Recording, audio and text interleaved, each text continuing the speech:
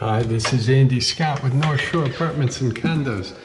We're walking into 504 5th Street in Wilmette, number E3. It's a top floor, one bedroom. We're looking at the living room, but if we had gone to our right, we would be in the bedroom, which has a big walk-in closet.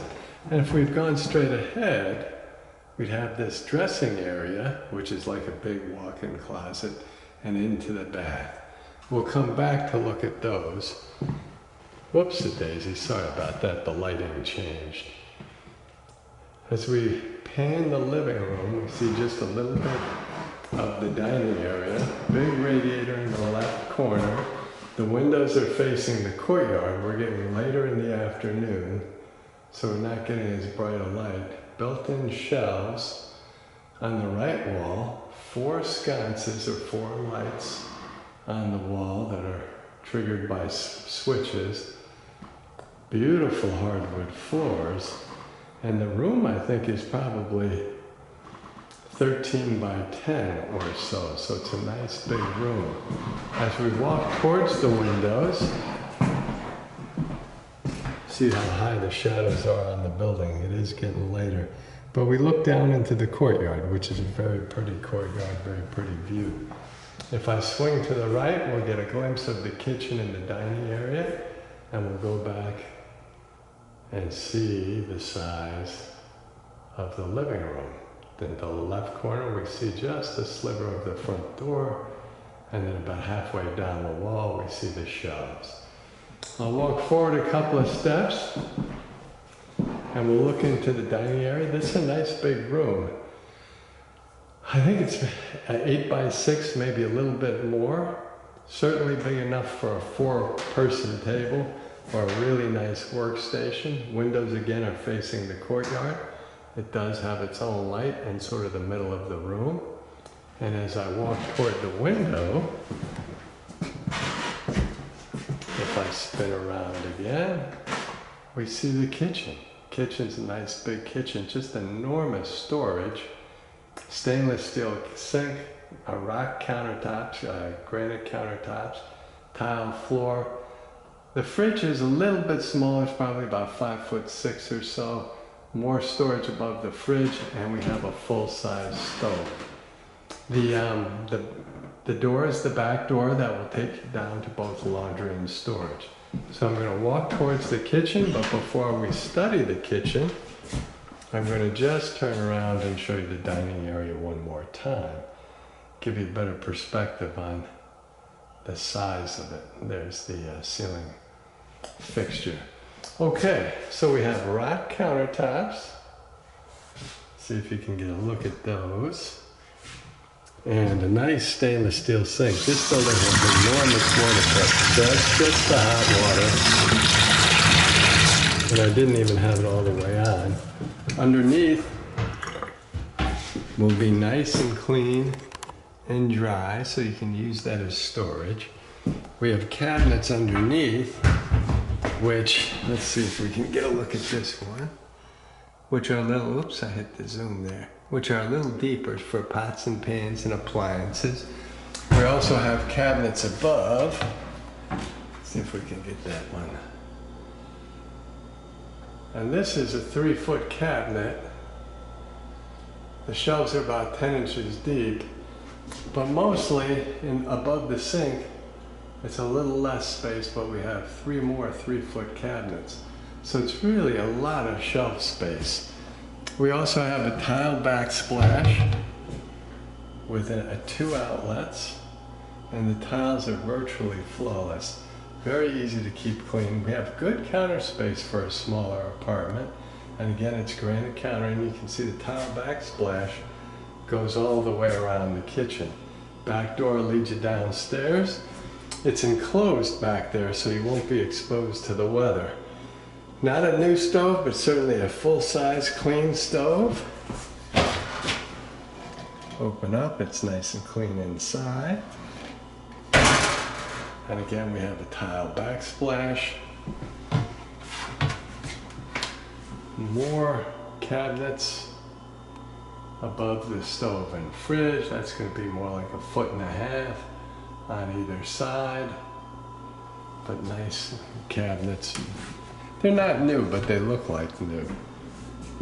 The fridge, again, is just a little bit smaller, but certainly enough for 1 or 2 people. The freezer on top with shelves to the right. And we have a nice fridge area underneath, crisper drawers down there, shelves to the right. Again, not new, but it looks like new. Fairly new, probably less than 2 years old. Again, we will look at the dining area. Get a glimpse of the living room.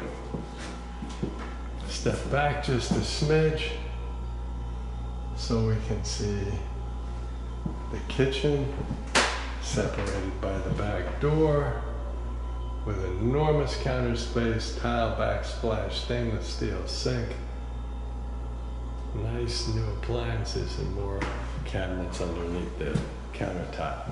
So we'll walk back, whoopsie daisy, walk back across, what'd I do?